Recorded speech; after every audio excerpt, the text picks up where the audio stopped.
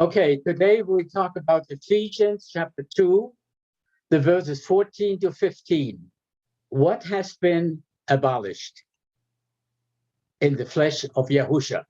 When reading Ephesians chapter 2, 14 to 15, what is the middle wall of partition that has been abolished? This is a teaching from Yah's covenant calendar addressing Yahuwah's feast in Ephesians. Today we want to consider Ephesians chapter 2, verses 14, 16 actually, because this is a text which is often being used by those who hold that Yahushua abolished the Torah by his death at Calvary. The question is, did he really do that? Through my studies a few years ago, I learned that God and Lord are fake titles put into our Bibles to replace the real names of our Heavenly Father and His beloved Son. The true names have been removed over 7,000 times from Scripture and replaced by God, Lord, and or Jesus, of which two are not names, but titles, like Mr. or Mrs. Isn't it amazing if you ask a Muslim whom he worships, he will say Allah, which is the name of his God. And if you ask a Buddhist the name of his God, he will say Buddha, which is his name. Yet we as professed believers in our Creator, in the true Creator, do not even know the name of who we worship. Therefore, I use the four Hebrew letters Yod, He, Vav, He, in English YHVH, and to pronounce it as Yahuwah instead of Lord, which is a title and not a name. We also use Yahusha instead of Jesus, which is not a translation, but a transliteration from a Greek mistransliteration. The name Jesus has no meaning in Hebrew nor in English. Yahuwah and Yahusha are the actual original Hebrew names that speak of our Savior's true nature and character. Since the Father has a Hebrew name, the Son cannot have a Greek name because the Son came in the name of his Father. Look at John 5:43. So let's read Ephesians 2:14 to 16.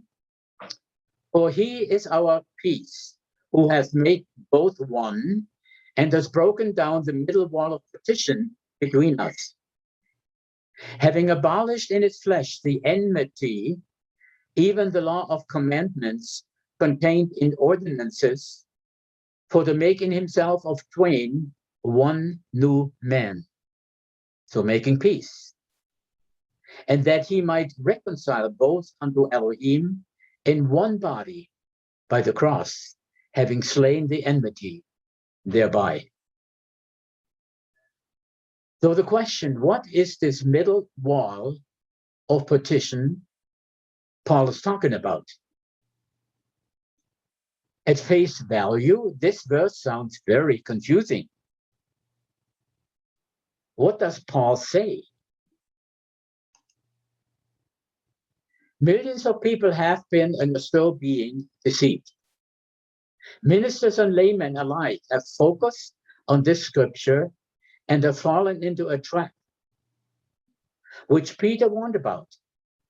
They have twisted it to say what it does not say and are bringing destruction upon themselves unknowingly. Is that a serious statement, to bring yourself unknowingly to destruction? Much of the information in this presentation is taken from a website called TorahResource.com. And I actually did this several years ago.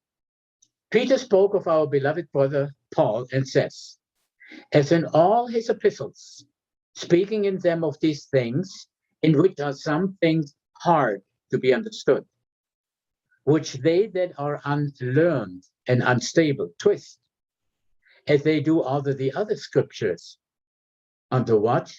Their own destruction, which is very serious. As mentioned, Ephesians 2:14-15 is an often used text by those who hold that Yahushua abolished the Torah by his death. In other words, abolishing the commandments. And people believe it. Let's make one point very clear. The verses in Ephesians 2:14-15, as well as in Colossians 2:14, cannot be referring to the sacrificial laws or any other divine laws. Not one of these laws were ever against us, nor did they create enmity. All laws were for the good of the people. The only one that would be talking negative about any of Yahuwah's laws has to be Satan.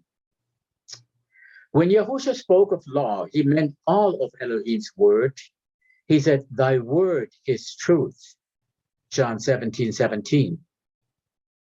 All of Yahuwah's word is the truth, just as his law, the Torah, according to Psalm 119:142. David understood it, yet why don't people who profess to know Yahushua understand it? We know the familiar verses in Matthew 5:17-18, where Yahushua said, "Think not that I am come to destroy the Torah or the prophets. I am not come to destroy, but to fulfill, to do them.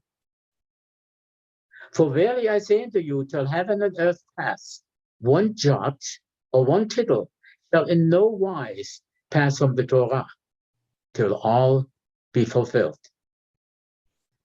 When one reads the second chapter of Ephesians, it can be seen that the central theme of Paul is the oneness of Jew and Gentile as united in Messiah. That the Gentiles should be blessed within the scope of the Abrahamic promise was never questioned. What had been left a mystery was the manner in which the blessing would come upon the nations. Ephesians 2:18-20 says, "For through him we both have access by one Spirit unto the Father. Now therefore ye are no more strangers and foreigners, but fellow citizens."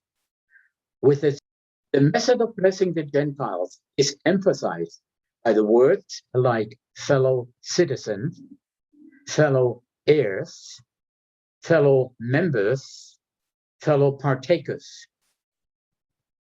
The Gentiles would be blessed not in a separate community, a separate entity, but by being grafted into the ancient community of Yahuwah. Both Jews and Gentiles would be wedded into one, and thus mutually share the blessings of Elohim. Saints and of the household of Elohim, and are built upon the foundation of the apostles and prophets. Yahushua HaMashiach himself being the chief cornerstone, in whom all the building fitly framed together grows unto an holy temple in Yahuwah, in whom you also are builded together on the habitation of Elohim through the Spirit. Gentile believers were to be accepted as full citizens within the believing community without undergoing the ritual of a proselyte.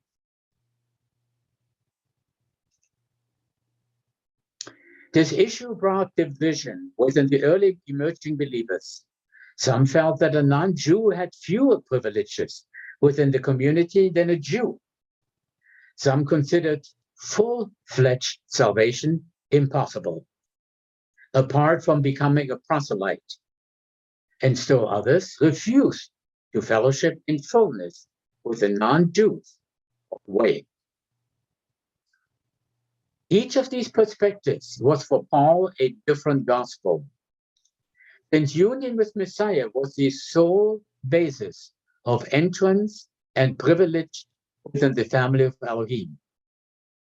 This union was a matter of grace, not of the works of the Torah. All members had the same position before the Father because all members were in Messiah. Any activity that taught something different and this was to be cursed. We would assume that each party was sincere in their stand, but grossly influenced by their past upbringing and teachings. The text in Ephesians centers upon this unification of Jew and Gentile in Messiah, but does so from the perspective of the cross. It is the sacrificial death of Messiah that has established the means of unity, for it was by his death that the enmity between Jew and Gentile was destroyed. For Paul, the sacrifice of Yahushua not only made atonement for sin, but it also established the basis for blessing the Gentiles by removing all the obstacles to unity with the chosen people. Both Jew and Gentile, apart from union with Messiah, are excluded from the blessing of Yahuwah. Placement in the kingdom is a matter of Yahuwah's grace and leaves no room for anyone to boast, not even the Jew. Biblical grace is not only unmerited favor or mercy or forgiveness, but a change in the human condition because of a change in the human heart by Yahuwah. Many Bible translations and Bible scholars explain grace as simply unmerited favor. However, according to Strong's exhaustive concordance, the main connotation is that grace is that divine influence upon the heart and its reflection in that life. In 21st century language, this means Yahuwah touches your heart and changes you. When that change is reflected in your life, that is grace. Grace is not divine permission to sin and to do as we want, thinking it's all covered by grace anyway. If you're going to sin, knowing that you shouldn't, you do not need grace. You need mercy and forgiveness. Grace is, in fact, a divine power that allows us to think as Yahuwah thinks. It changes our heart, and it heals our hate, anger, hurt, fear, and betrayal. Grace is the power of Elohim that gives us the desire to live right and the ability to do so. It gives us the desire and the ability to please Yahuwah and point people to him. The external labels given by the established religious churches or denominations are of no real consequence, for Yahuwah is more interested in the heart than in one's pedigree.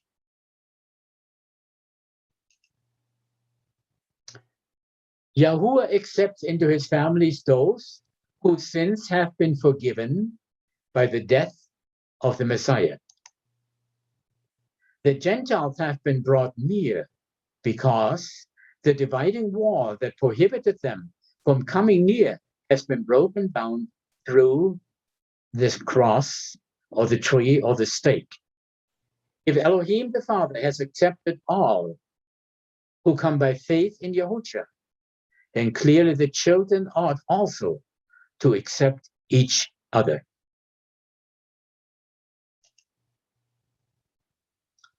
Let's look at some other Bible translations of Ephesians 2, 14 to 15. Here is the New American Standard Bible. It says, "For he himself is our peace, who made both groups into one, and broke down the barrier of the dividing wall, by abolishing in his flesh the enmity, which is the law of commandments contained in ordinances, that in himself he might make the two into one new man, thus establishing."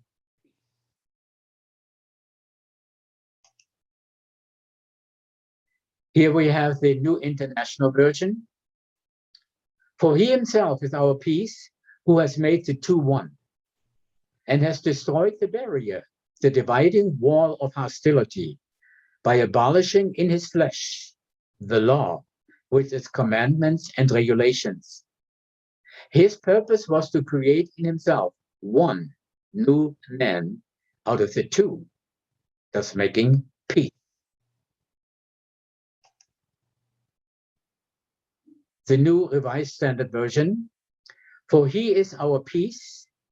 In his flesh he has made both groups into one, and has broken down the dividing wall, that is, the hostility between us. He has abolished the law with its commandments and ordinances, that he might create in himself one new humanity in place of the two, thus making peace." The Revised Standard Version says, "For he is himself our peace, Gentiles and Jews. He has made the two one, and in his own body of flesh and blood has broken down the barrier of enmity which separated them. For he annulled the law with its rules and regulations, so as to create out of the two a single new humanity in himself, thereby making peace."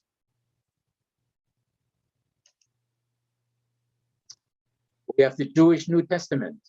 "For he himself is our shalom. He has made us both one, and has broken down the mitzvah, which divided us by destroying in his own body the enmity occasioned by the Torah, with his commandments set forth in the form of ordinances. He did this in order to create in union with himself from the two groups a single new humanity, and thus make shalom." So, taken at face value, what we just were reading, some feel these translations present the text as a pointed assertion by the Apostle Paul that Messiah abolished Mosaic Torah by his sacrificial death, and that the Torah was the instrument of hostility that erected a dividing wall between Jew and Gentiles.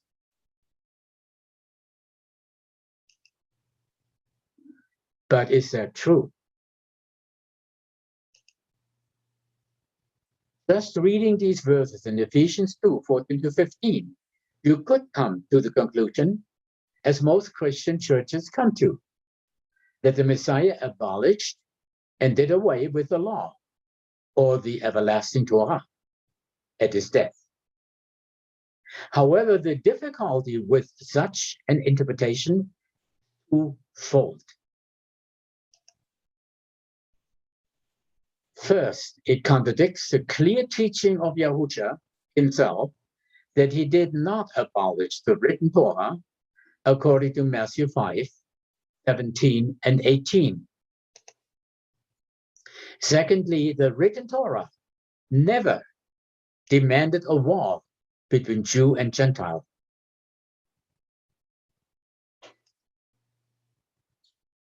The dividing wall between Jews and Gentiles was 100% man-made.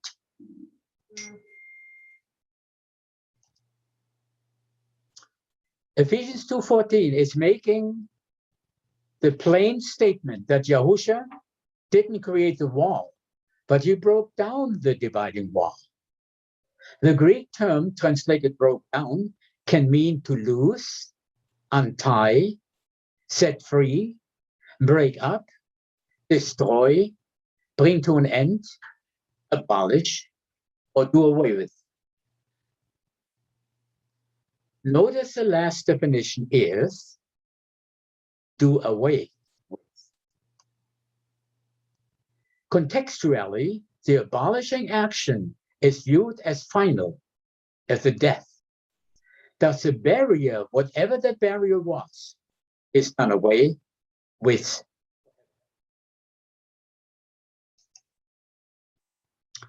Then we have the word karagioa, translated as abolished, describing what Yahuwah did to the enmity between Jew and Gentile. It usually means to render void, make ineffective, powerless, abolish, wipe out, or set aside, and is used in the context of rendering laws or edicts of no more effect. That is in verse 15, having abolished in his flesh the enmity, even the law of commandments contained in ordinances, for to make in himself of twain one new man, so making peace. The object of the verb to destroy is the dividing wall of the barrier or the middle wall of partition. But the question is, what is that dividing wall? The Jews had actually a physical wall constructed even in the court of the temple to physically separate out the Gentiles. Yet spiritually, both were cut off from Yahuwah because both were sinners. We read in Romans 3:23, all have sinned. The Zorek is the small wall right before the stairs to go up to the temple. It was meant to keep Gentiles, non-Jews, away from this most holy place. The Zorek was a 5-foot wall on the Temple Mount that kept the Gentiles away from approaching the temple itself. The temple area was considered holy and clean. Gentiles, on the other hand, were considered unrighteous and defiled. Thus, Jews could approach the temple, Gentiles could not. In AD 1871, archaeologists discovered the Zorek inscription. The inscription was written in Greek with this chilling warnings. No Gentile may enter within the railing around the sanctuary and within the enclosure. Whosoever should be caught will render himself liable to the death penalty, which will inevitably flow.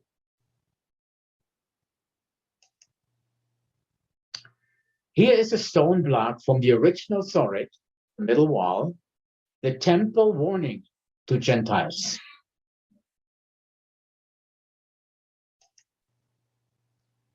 However, the wall spoken of by Paul in Ephesians 2:14 could not be the physical dividing wall made out of stone in the Second Temple, as some commentators have assumed.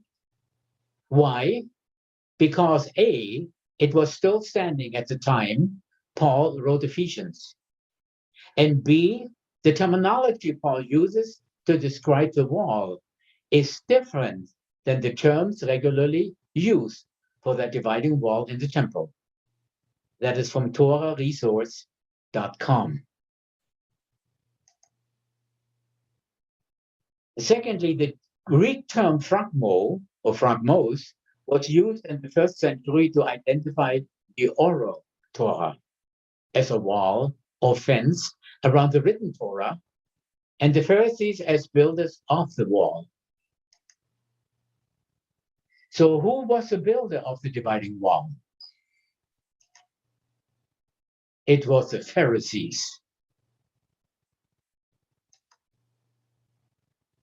Thirdly, aspects of the oral Torah, not the written Torah, laid the foundation for a strict separation between Jew and non-Jew.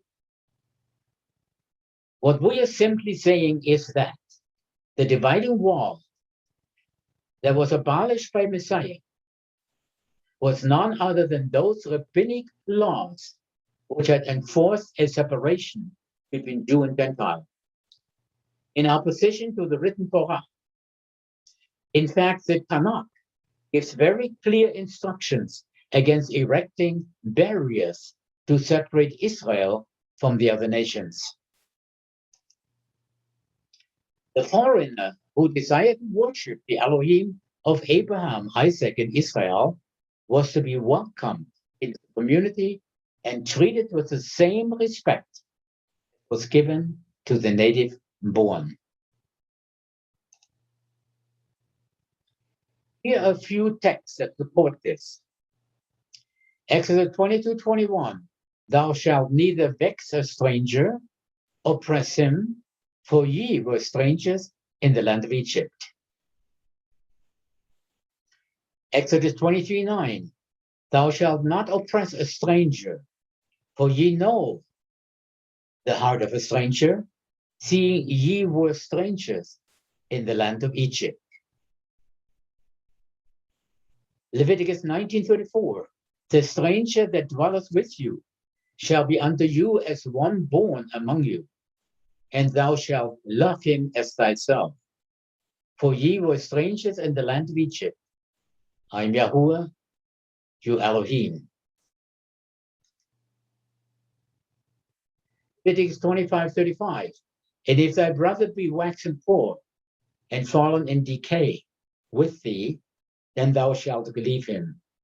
Yea, though he be a stranger or sojourner, that he may live with thee.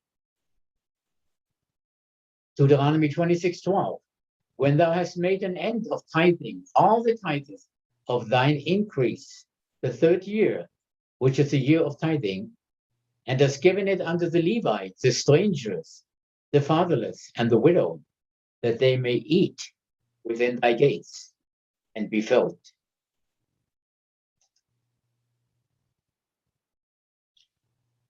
If strangers were to be given a participation in matters of Torah in Torah life, like Sabbath keeping in Exodus 33:12. 6 days shalt thou do thy work, and on the seventh day thou shalt rest, that thine ox and thine ass may rest, and the son of thy handmaid and the stranger may be refreshed. Then we have Leviticus 19:10, when gleaning the land, and thou shalt not glean thy vineyard, neither shalt thou gather every grape of thy vineyard. Thou shalt leave them for the poor and the stranger. I am Yahuwah, your Elohim. The same applied to justice in Exodus 12:49.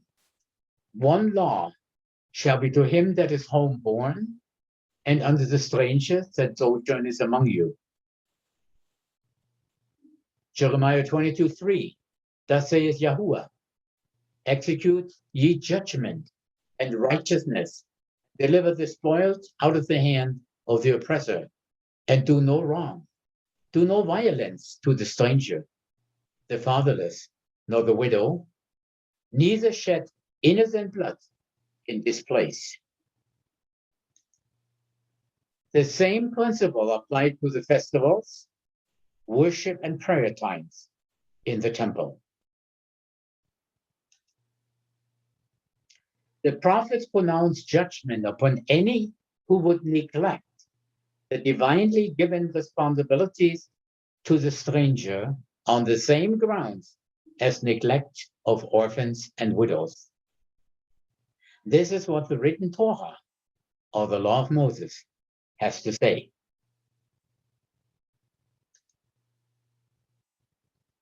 The promise that Gentiles could have access to know, to love, and to treasure Yahuwah was spoken of in the Old Testament.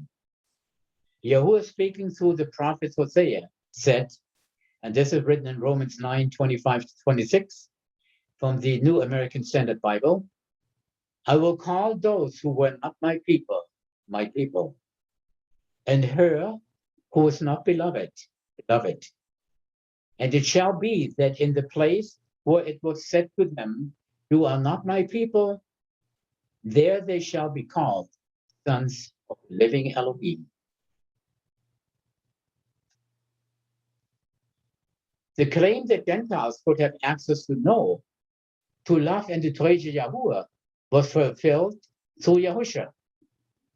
In John 10:16, it says, I have other sheep which are not of this fold. I must bring them also, and they will hear my voice, and they will become one flock and one shepherd. I am the good shepherd. Romans 9:23-24, he made known the riches of his glory upon vessels of mercy, which he prepared beforehand for glory, even us, whom he called, not from Jews only, but also from among Gentiles.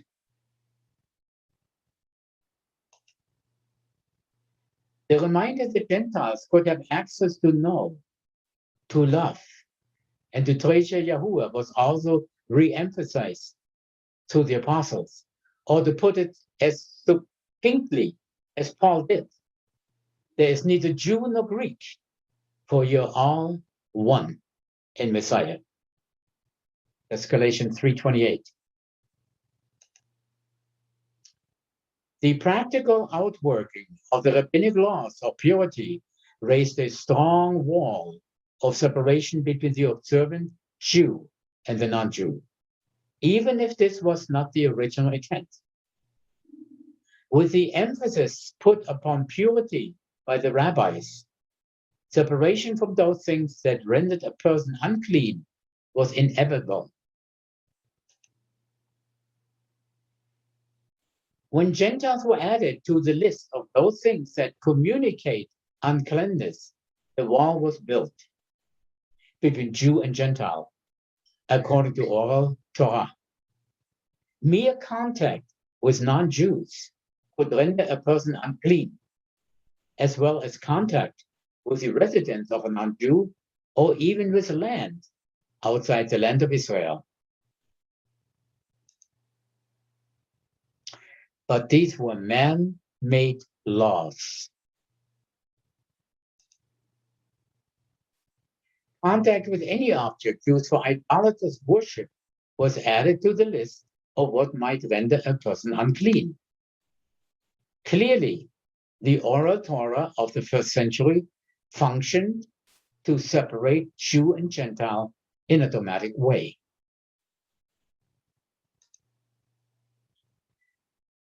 The law of commandments contained in ordinances, according to Ephesians 2:15.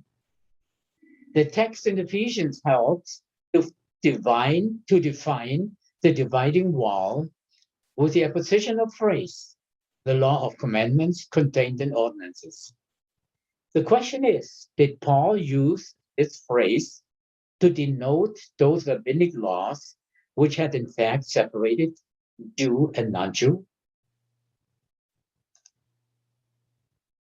The first thing to note is that the term dogma is never used in the Septuagint for any of the commandments, judgment, statutes, or laws of which, according to Genesis 26:5, the total written Torah consists.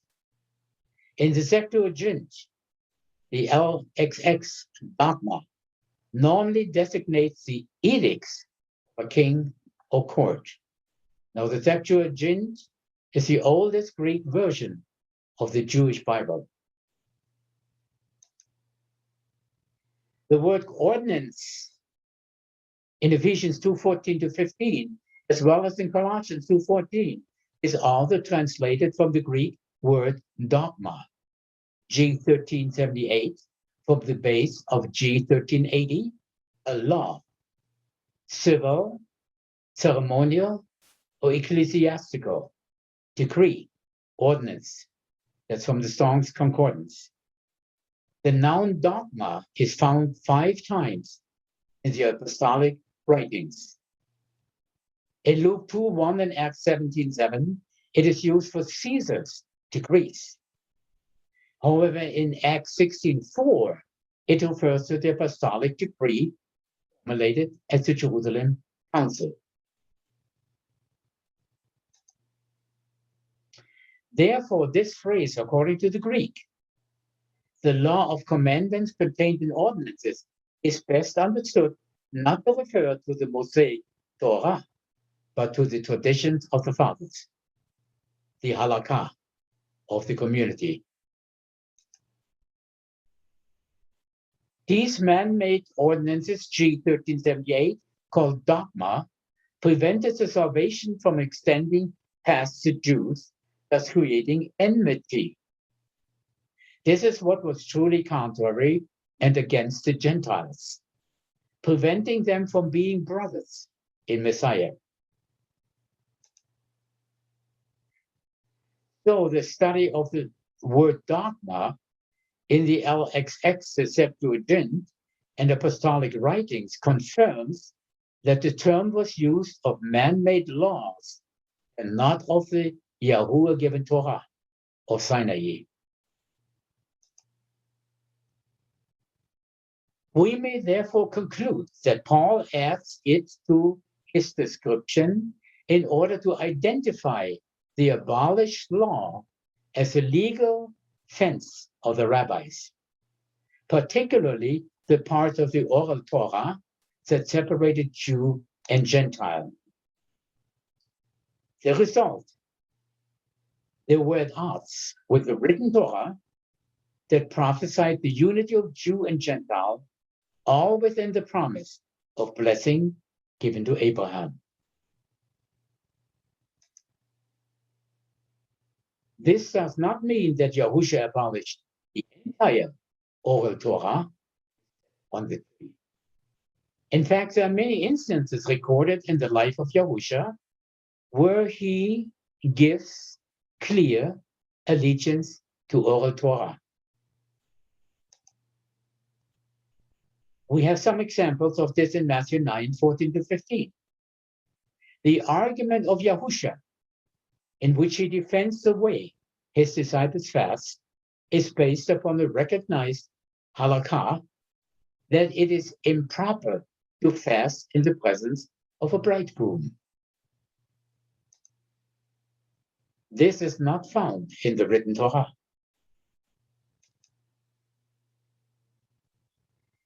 Matthew 12:5, Yahushua states that the priests profane the Sabbath but are innocent. This teaching is not found in the written Torah, but in the oral Torah. Halakha means Jewish law. Second, halakha originates from the Aramaic word hilkita, direction of the action, and the Hebrew word holech, from the word verb to walk. Number 3, we combine the meanings. Hilkita and holech gives us halakha, which means this is the way to go. In Matthew 15:1, the Pharisees are inquiring about the disciples of Yahushua. Why do they transgress the tradition of the elders, but not washing their hands, according to halakha? Yahushua rebukes them, citing also their use of korban to hide their wealth from aging parents who needed their support. In both cases, it is clear that the Pharisees consider the halakha based on oral Torah as binding. Another example is in Matthew 22:40, where Yahushua quotes the Shema and Leviticus 19:18, stating that upon these 2 precepts hang the law and the prophets. The terminology of the law and prophets hanging from something is derived from oral Torah. Yahushua knew both the written and the oral Torah. The matter of tithing very small amounts of produce from volunteer seedlings is not taken up in the written Torah, but is part of the oral Torah. See Matthew 23:23.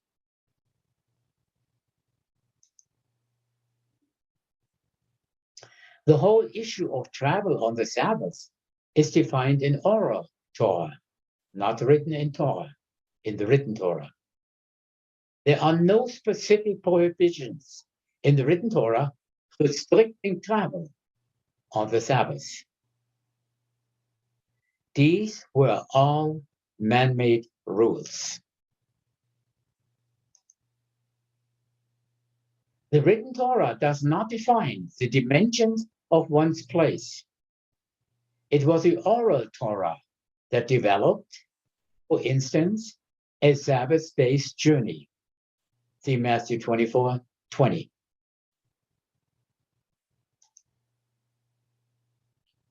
The written Torah declares that a person is unclean from a corpse if he touches it or is in the same room with it. See Numbers 19:11-15. Question: did the Pharisees corrupt this too? The Pharisees extended the communication of impurity to any object overshadowed by a corpse or part of a corpse, or any object whose shadow contacts a corpse or tomb. The oral Torah further elaborates the means by which impurity is transmitted from a corpse to an object. It appears that Yahusha accepted at least some of this oral Torah as grounds for his illustration of the Pharisees as concealed tombs in Luke 11:44, that rendered those who overshadowed them as unclean. The issue of healing on the Sabbath is part of the oral Torah, to which Yahusha no doubt refers, as he asks the question in Luke 6:9. I will ask you one thing.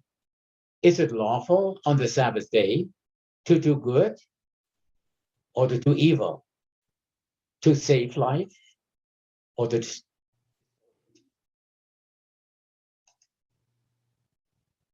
We probably could recite many more like Matthew 26:20, reclining when eating at the Passover meal, which is not prescribed in the written Torah. What law was violated in Acts 23:3 when Paul was struck on the mouth? The idea that a person was innocent until proven guilty is a function of oral Torah, not the written Torah. The threefold designation in Acts 25:8, the law of the Jews, or against the temple, or against Caesar, seems to define the three most powerful arms of the law. The only logical conclusion in regard to the oral Torah is that Yahusha abolished those rabbinic laws which, when practiced, actually set aside the written Torah of Elohim, by separating the Jew and Gentile, which Yahuwah intended to make one in Messiah. This was the dividing wall of the rabbinic law contained in the ordinances of the oral Torah.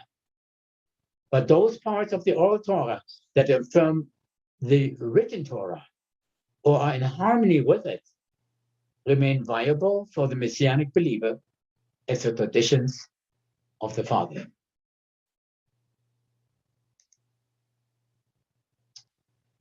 Praise Yahusha for breaking down the middle wall of partition between Jews and Gentiles, both physically and spiritually, at great cost to himself, and securing salvation for everyone that believes.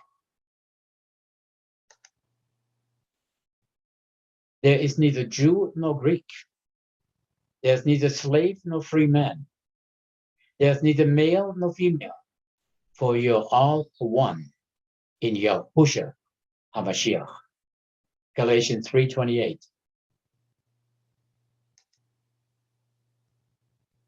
So let's do a summary.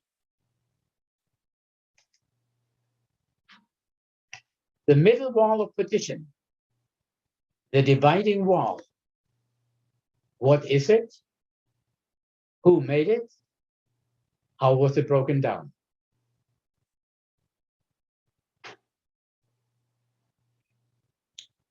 The middle wall of division was the added man-made ordinances from part of the oral Torah.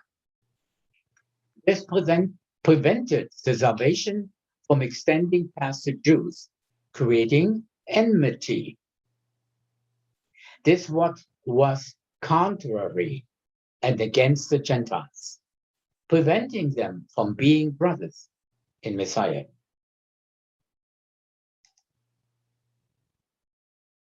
Paul called these man-made laws the law of commandments contained in ordinances.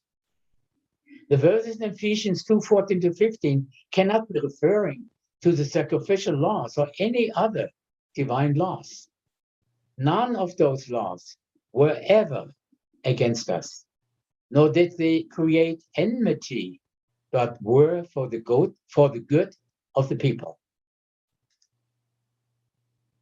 It was these other man-made laws that were added, inspired by Satan. Our Messiah broke down that middle wall of partition between Jew and Gentile by spilling his blood on Calvary. He broke down the wall separating anyone from Yahuwah.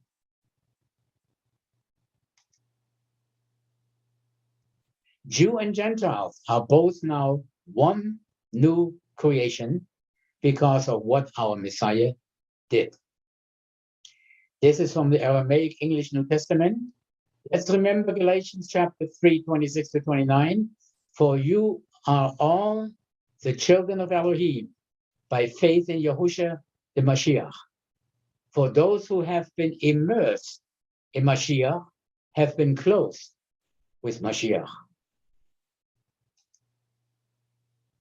For there's neither Jew nor Aramean, nor slave nor free, nor male nor female, but you are all one in Yahushua the Mashiach.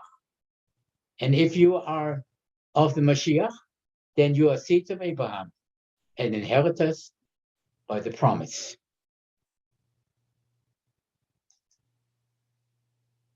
The central theme of Paul in Ephesians 2:14-16 is the oneness of Jew and Gentile as united in Messiah by tearing down the man-made wall of partition. Paul is not saying that the Messiah was doing away with any law, ceremonial or moral. He's talking about man-made laws, and that makes sense. Thank you and shalom.